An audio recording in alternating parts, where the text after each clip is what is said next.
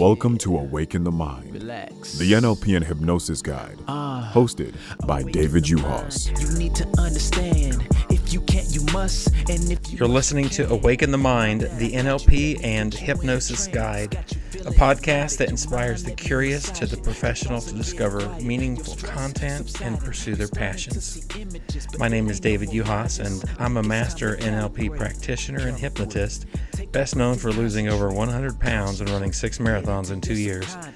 And I'm sitting down with hypnotists, NLP practitioners, and coaches to talk about their process, the lessons they've learned, and how to make an impact in the lives of others.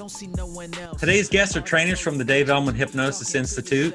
Larry boasts of graduating from his father's Dave Elman's course in medical hypnosis 3 times and a brief career as a stage hypnotist while in high school and college.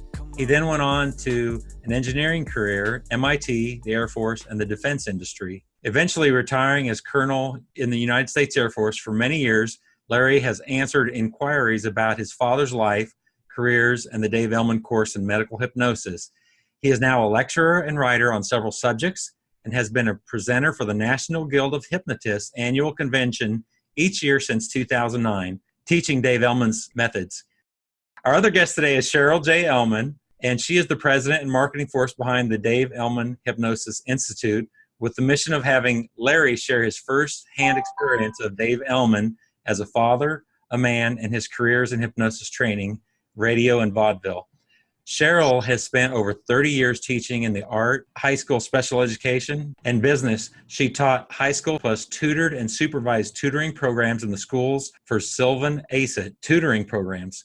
She has worked as a vice president, trainer, and manager of 2 companies in New York City for 14 years. Whether she's being client-centered in her therapy or student-centered in her training, she brings humor, energy, and creativity to the situation through the visual arts. We're honored today to have them on our program. Please welcome Colonel H. Larry Elman, the son of Dave Elman, and his wife, Cheryl J. Elman. Thank you for being here today. How are you guys doing? Wonderful to be here, Dave. We appreciate it. We always look forward to being around you. Oh, well, thank you. And likewise. How are you, Cheryl? I'm doing great. And again, we really appreciate you inviting us. When I see the room behind you, I miss that room. I am a graduate of your training and came back so inspired and on fire to jump into my hypnosis business. So thank you so much. And I miss you both.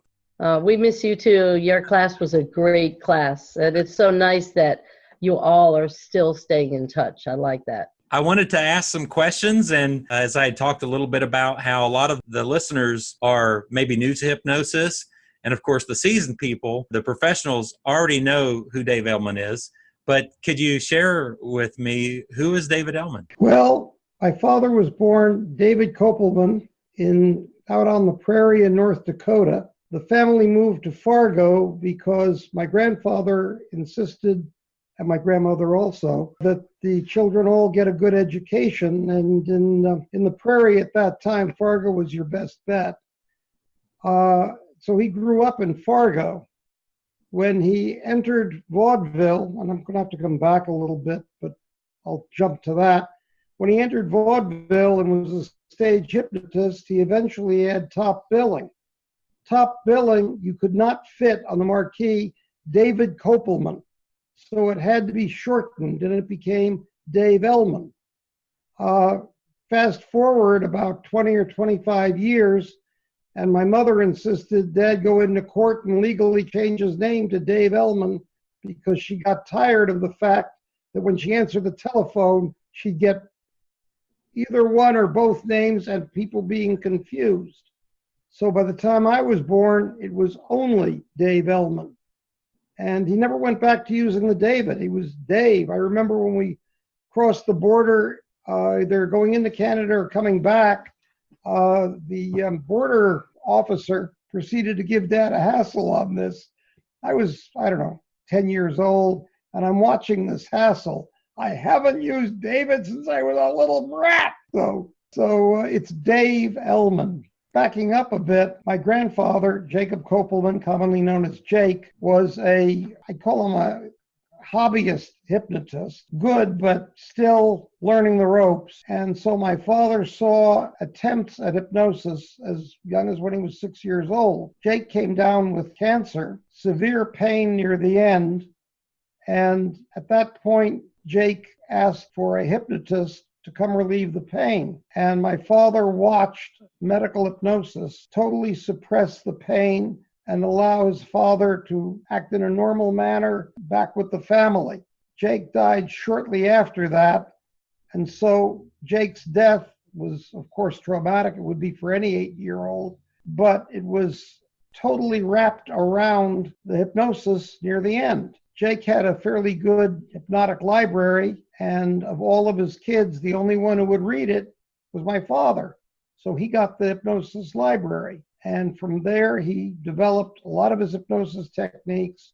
Eventually, at about age 16 or 17, left for vaudeville and was a stage hypnotist in vaudeville. Vaudeville went broke. And at that point, my father found himself in New York, a city that disliked hypnosis and where anybody claiming to be a hypnotist was likely to be ill-treated. So my mother never knew Dad had been a hypnotist. One of the things that I was going to ask is about how did he get inspired to become a hypnotist? And you talked about that a little bit. Can you expand any more on that? Well, yes. As I say, he'd seen hypnosis and he tried it on his friends and he was able to do a little bit. And he began reading the hypnosis library. And in a book by Bernheim, he was introduced to the concept of somnambulism. And in Bernheim's book, it says that somnambulism would give access to additional hypnosis tools, which could be very useful in medicine and other things, but was very hard to achieve. Nobody knew how to get to somnambulism.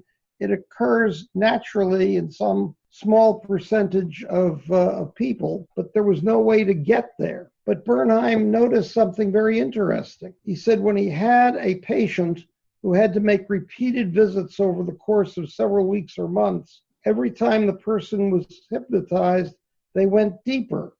Bernheim didn't have a practical application for this, but he noted it in his book. So my father began wondering, if I hypnotize, emerge, hypnotize, emerge, hypnotize, emerge several times, how deep can you go? So he tried it on the playground of the junior high in Fargo, North Dakota. And the first time he tried the technique I'm describing, hypnotize, emerge, several times, the person went directly into somnambulism. My father was amazed. He tried it on a second of his classmates. Same thing. When it happened 3 times in a row, he said, I've got a process. Now let's develop it.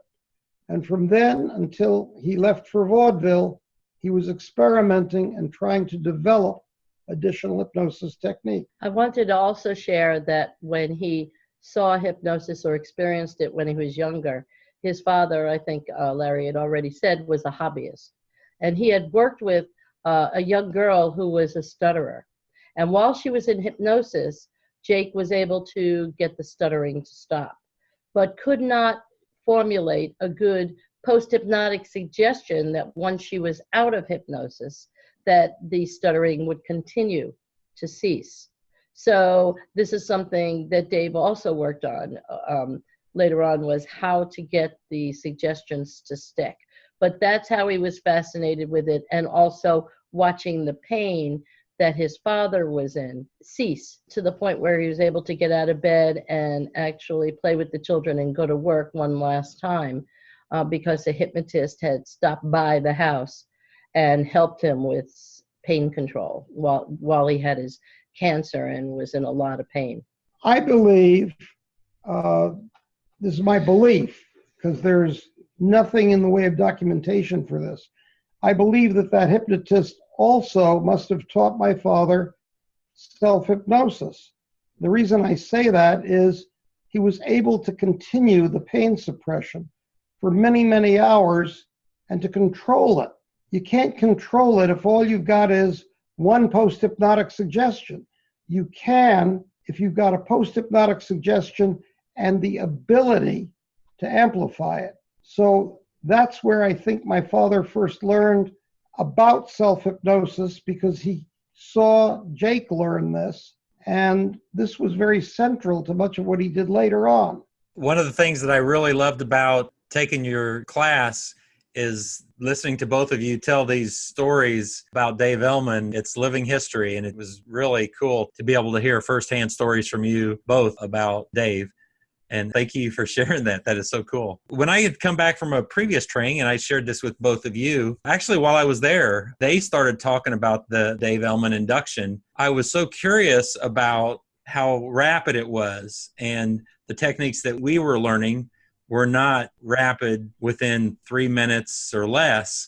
So I was very fascinated. I was really interested in that. And I called and I spoke with Cheryl while I was there to find out. And I was surprised. It's like, oh, this training is still available. I was so excited. Of course, going through the training, I was just blown away with the ability to be able to get into a trance very quickly. So I just wanted you to share about why is the Dave Elman held in such high esteem around the world. The DEI is known in the hypnosis circle. Can you expand on that?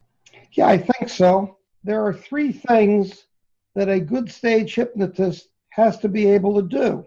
Number 1, he has to be able to induce hypnosis rapidly enough so he doesn't bore the audience. Number 2, he has to be able to put everybody into trance. If he gets half the people on the stage, that doesn't look very good to the audience. Number 3, any post-hypnotic he gives has to work. So those are the 3 requirements. After my father's radio show went off the air, Dad was doing a series of stage hypnosis gigs. At one such, a committee of doctors came up to him and said they wanted him to teach medical hypnosis. His reply was, I don't know anything about medicine. I'm not a doctor. Why should I do this? And they said, the requirements for a doctor to be able to use hypnosis is rapid induction, because you only see the patient for a couple of minutes, and you can't afford to use a 20-minute induction. You've got to have a couple of minute induction. Number 2, it's got to cover all patients. If it only works half the time, you're not going to use it. And number 3, a post-hypnotic for a doctor is the same as a pill at the pharmacy. It has to have reliability. You've just demonstrated all 3. So what you're doing is relevant. And that was the start of the hypnosis courses he taught. I was going to ask, how many books did Dave Elman publish? 1.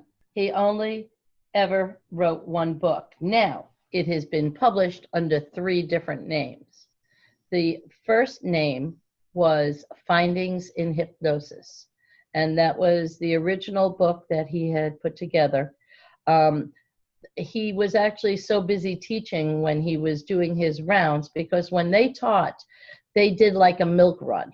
So they would teach in a circle, and they taught together. Pauline went with him, and much like Larry and I teach together, Pauline and Dave taught together. So they would do this circle. So if they were out Midwest, they would do a circle of either 1 week, or eventually they got so busy that it became 2-week rotations. So they would go to each city each day and travel in between.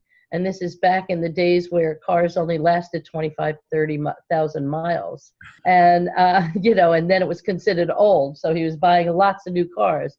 And they would rotate in 1 night in each city where the doctors would come and learn. And then they would work with their patients during the week.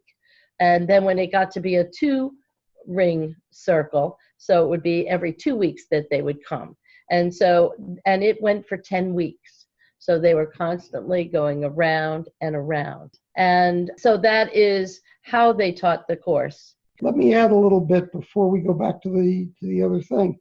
When she says a circle, I'll give you one example that I know of where I know the cities. St. Louis, Kansas City, Oklahoma City, Dallas, a place in Arkansas, and then back to St. Louis. Some serious traveling. Without highways. There was no interstate. There was no interstate, so it was back roads between every one of these. No, they went by car because they'd take with them while he only wrote one book, he wrote lots of instruction material. He had a trunk full of paper. So it wasn't going to fit on an airplane. They drove. So during the 50s, towards the late 50s, early 60s, he also took a recording machine with him. And so reel to reel, and they would record a lot of the classes. And so there's still recordings today of him teaching in the classroom. You hear him and the doctors and working with patients that the doctors brought with them. And then he would actually go back and add some studio lecture to help meld it together when he put out the sets of the medical recordings. So after his heart attack, when he was stuck at home, he was still talking to the doctors and there was still field work going on. But now he took the time to use some of those transcripts from some of the recordings to actually be part of the book, and then continued writing the book. So in the book itself, you see actual transcripts of parts of the course itself, of between either Dave or one of his doctors that were working with a client. He had, by the way, in the book, the transcripts are usually indented. Right. I've had too many people make the mistake of thinking the whole book is one long transcript. It's not. Dad wrote the book, but he includes the transcripts. But one of the things you get, if you follow the way he did this, was that by seeing the class once a week, he was in effect forcing the doctors to practice. So the result was that a doctor graduating from my father's course had a much deeper understanding and a lot more experience compared to somebody graduating from a course that was altogether lesson after lesson with no time to practice. The other thing was he insisted on having the doctors bring some of their patients to class. Dr. Jones brought Mrs. Smith. Well, Dr. Black, why don't you work on Mrs. Smith? You've never met her, but why don't you work on her? That would immediately force the doctor to develop his skills with a new patient, to figure out how he can extract from that new patient enough information to do his diagnosis and to figure out what he's going to do. It was a very good learning tool. Unfortunately, very few hypnosis courses today can take advantage of that particular approach. If you have people traveling into your hypnosis center from many miles away, you can't do it this way. With coaching, when I'm working with clients, we talk about having skin in the game, not only the person, the client, but also the coach. And wow, the commitment that he had traveling around to do that, he totally had skin in the game that had to have been so admirable for the people in his classes. Who else was doing anything like that? That really showed how much he believed in what he was training. I really love that story. So they would teach in the evening, and you know how after class often we would go out to dinner and continue for a few hours when you were here, and we were when you were here for the 9-day class. Well, that would happen to them too, because they would travel all day, get there, usually not necessarily get a dinner, maybe a late lunch, and then after the course, the doctor still had questions, but they had to get out of wherever they were holding the course. So they would go to like the all-night diner and sometimes sit and talk till 1, 2 o'clock in the morning.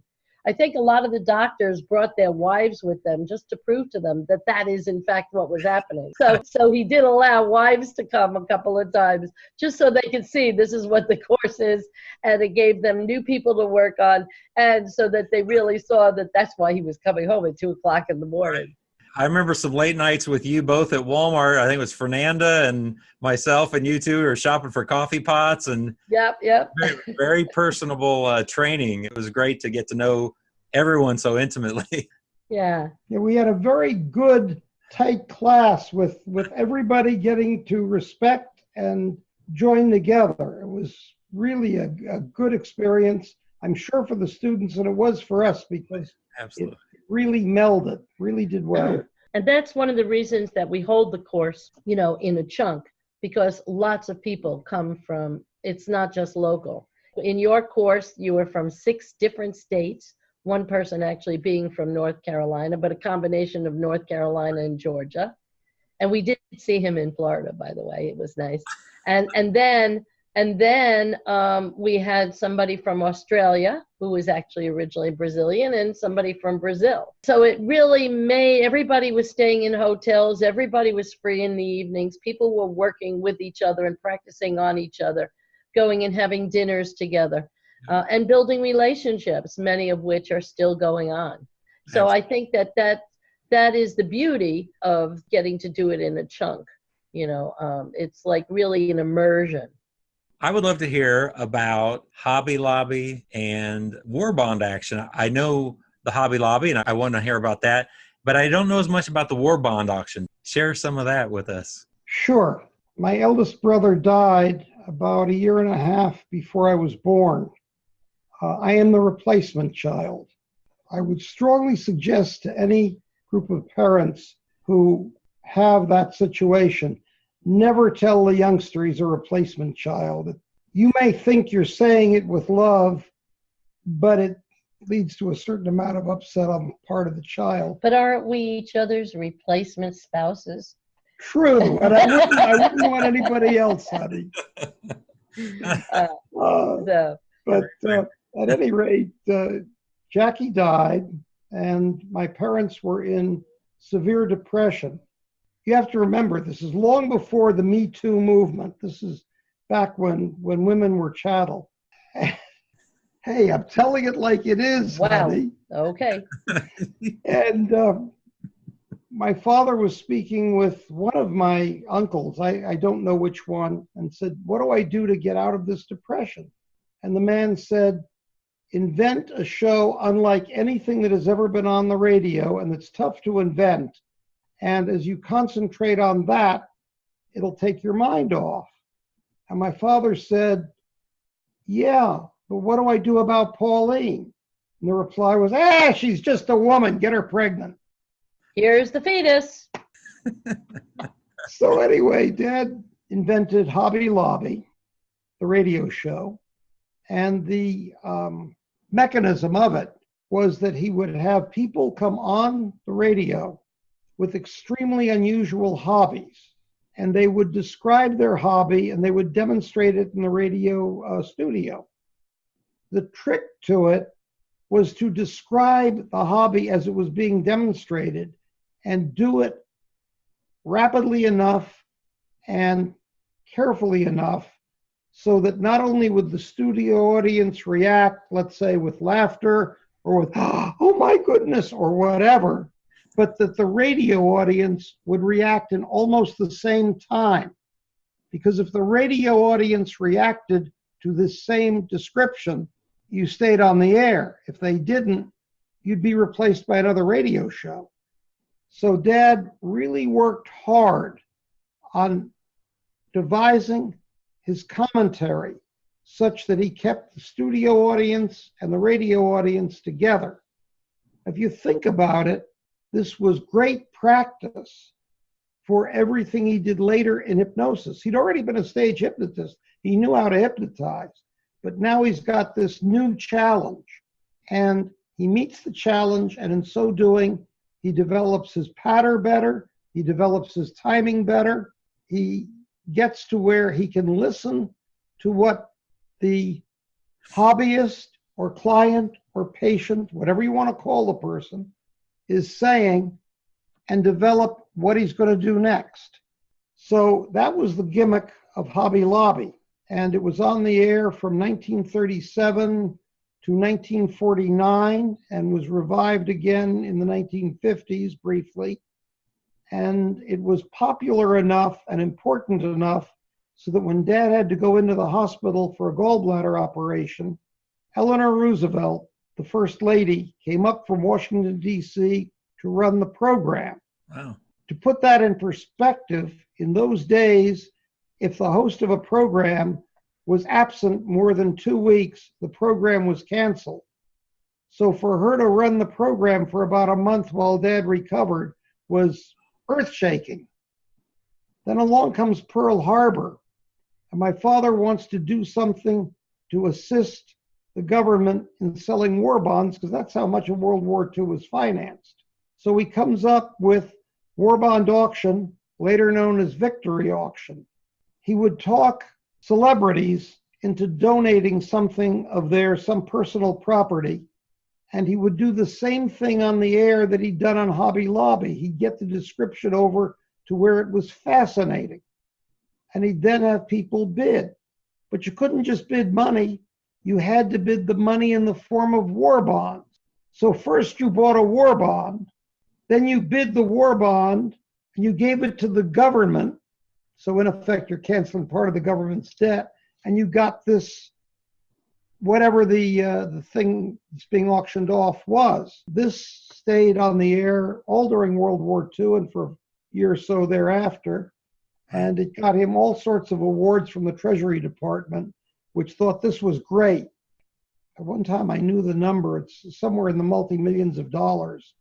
And you have to remember, this is in the 1940s, so add 3 or 4 zeros to get today's value.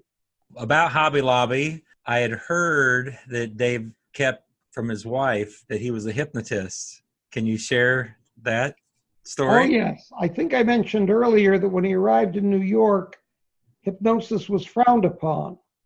So he therefore, to make a living, went and did the other things he'd done in vaudeville. He was a good musician. He was a stand-up comic.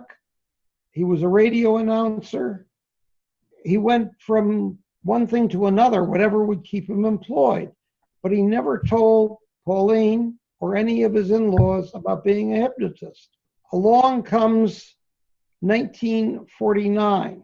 Larry is sitting in the audience. My father is doing a Hobby Lobby.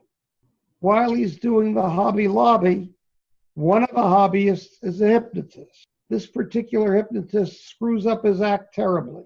Less than half people brought up on stage are induced. Most of them don't take suggestion. It's a mess. I'm sitting in the audience and I'm terrified. I'm terrified because if this goes as bad as I think it's going to go, I don't know where my next meal is coming from. This is bad. Suddenly, my father steps forward and says, "Mr. Jones, you've done such a great job that I believe these people would even take a suggestion from me." And the hypnotist, knowing that he's in deep yogurt, says, "The next voice you hear will be Dave Elman, and do whatever he says." And he runs off the stage. My father launches into what I didn't know at the time, but came to recognize later, was one of his old-time vaudeville hypnosis acts. And of course, it goes very well. Show ends. My mother, my father, and I go to the parking garage to pick up our car to drive home. And as we're waiting for the car to be driven up to, where you pay the bill and pick up the car, my mother, hands on her hips and her head to one side, says, "So, Dave, how come you know more about hypnosis than a hypnotist?" And that's what Dad finally told her. And it's good that he did, because by less than a year later, she was assisting, at that point in a clerical assist, at his medical hypnosis course. And by about a year and a half or 2 years later, she learned enough hypnosis, so she was his hypnosis assistant. She went on to become one of the best female hypnotherapists of her generation, and did an awful lot, but she's not well remembered because she let him take all the credit. But I have a great deal of respect for her, not only as my mother, but as a superb hypnotist. But she did get out of the kitchen. True. So actually, he tells a story that's funny, and that is when they would learn something, they would then practice, and there might have been 20, 30 people in the room, 15, so it's hard to get around to each individual person to practice. So they would come up and demonstrate with Dave and Pauline. And Dave was looking, and one day his line was very short, and Pauline's was very long. And he said, "What is going on here?" And what did one of the doctors say to him? One of the doctors looked up and said, "Face it, Dave, Pauline's a better teacher than you are." So she got very good at working with the professionals that were there. When she met him, he was actually writing music for W.C. Handy. Oh, Okay, and actually, there's a few pieces that usually when people wrote music for W.C. Handy, they did not get recognition. It just went under his name, W.C. Handy. But there are some pieces that of sheet music still that you can buy that have by Dave Elman and W.C. Handy. Oh. Yeah, when that was allowed by one of Handy's writers, it was considered a major pat on the back that, this is a great song. Among the ones that my father composed was Eddie Cantor's theme song and also Atlanta Blues.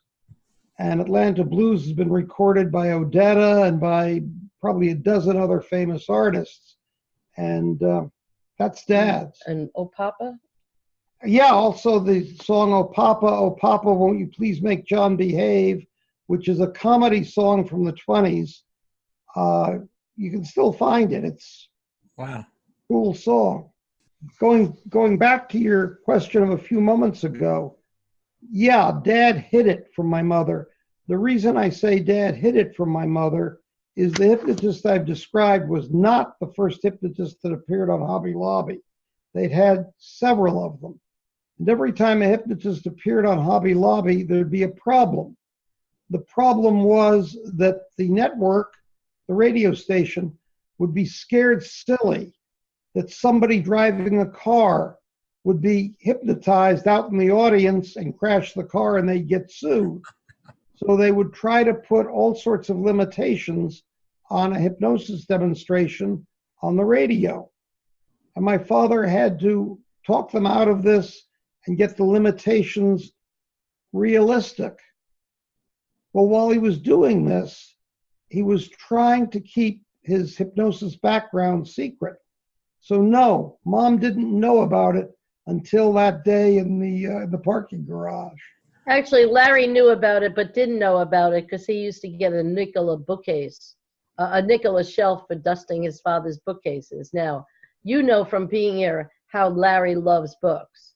We have 22 bookcases in this house. Well, his father also was a big history buff and book fan, and Larry found a layer of books behind another layer of books on the bookshelf, so he just charged twice.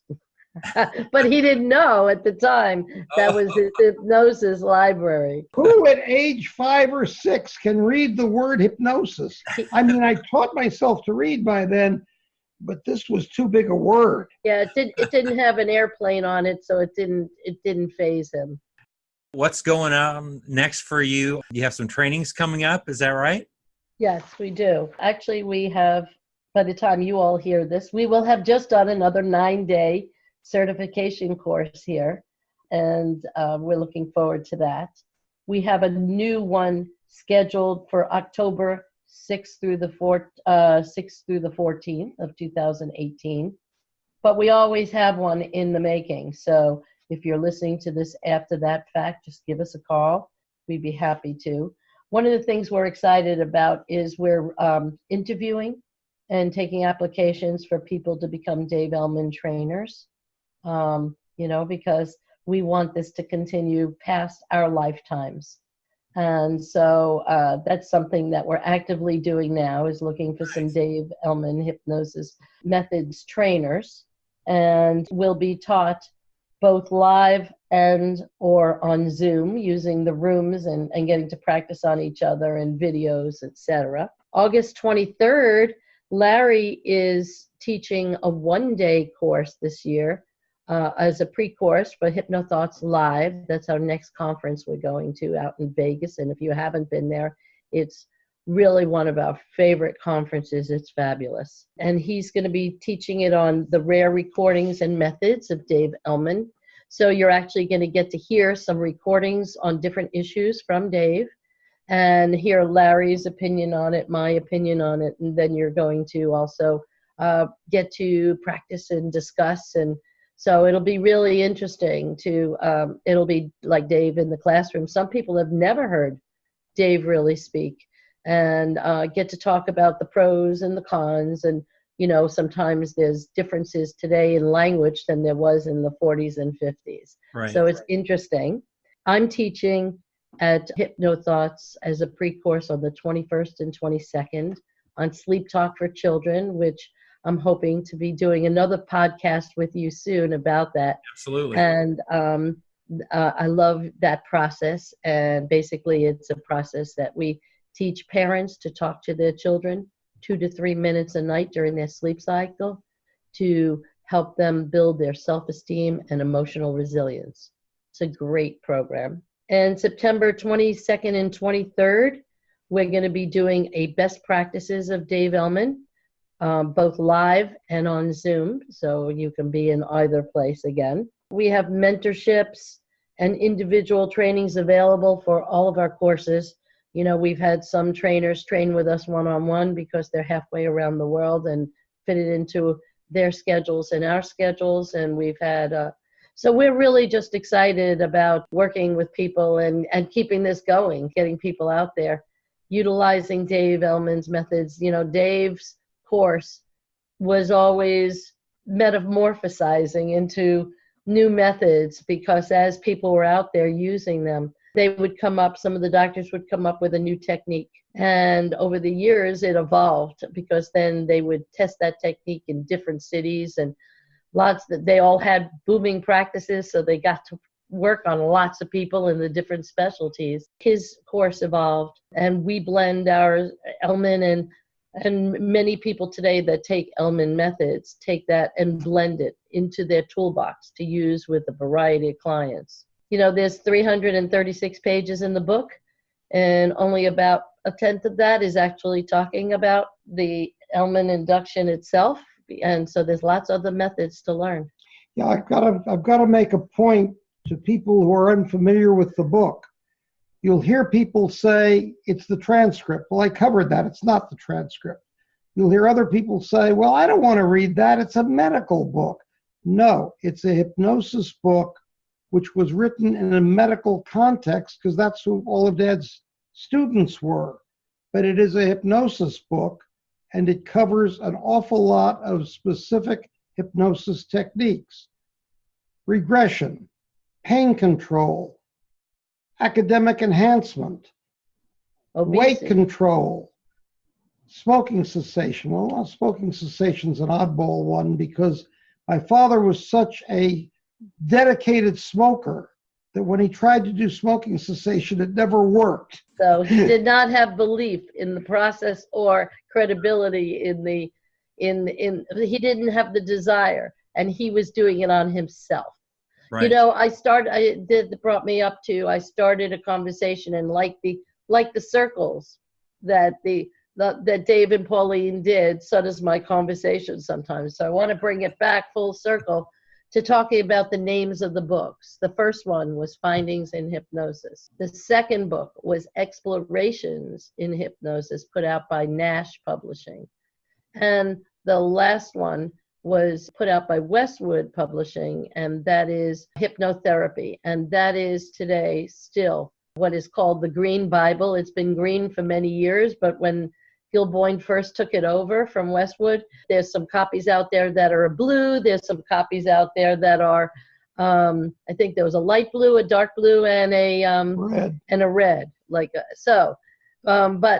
for years now, it's been green, and it's called Hypnotherapy by Dave Elman, and all that stuff is available on our website, which is the main website is Dave Elman Hypnosis Institute.com. If you're overseas, there's also Gumroad, and I will get that to you also. For the digital, there's Gumroad/DHI Digital. DHI is the abbreviation of Dave Elman Hypnosis Institute. I hope that was helpful. Absolutely. And I definitely want to encourage and invite people to check out their website, the Dave Elman Hypnosis Institute.com. Check out the trainings. It's something that really changed my life. The training brought out so much more of the process. It's held the test of time and known around the world. Thank you for what you do, and thank you for continuing that legacy and also being so valuable to hypnotists as well as clients who are looking for change in their life and seeing those results. I always love seeing you two and would love to do it again sometime. We hope Looking so, forward and to we, it. we enjoy being with you very much. Thank you. Thank you. Thank you all out there for listening. Thank you for joining us today with Awaken the Mind, hosted by David Uhas.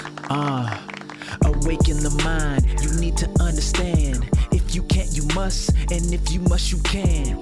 Now that I got you, let me put you in a trance. Got you feeling hypnotic, your mind, let me massage it. Your thoughts are getting quiet, your stress subsiding. You starting to see images, but it ain't no mirages. Think it's time to calibrate. Take a breath and concentrate. Get into your subconscious. Time to feel the energy, the brain waves. Let's go deep into your memory. Beware of self, let the worries melt. All you see is you and you don't see no one else. Auditory digital, talking to yourself. It might seem bizarre, a feeling you never felt. This is your time to shine. Awaken the mind, the NLP and hypnosis guide.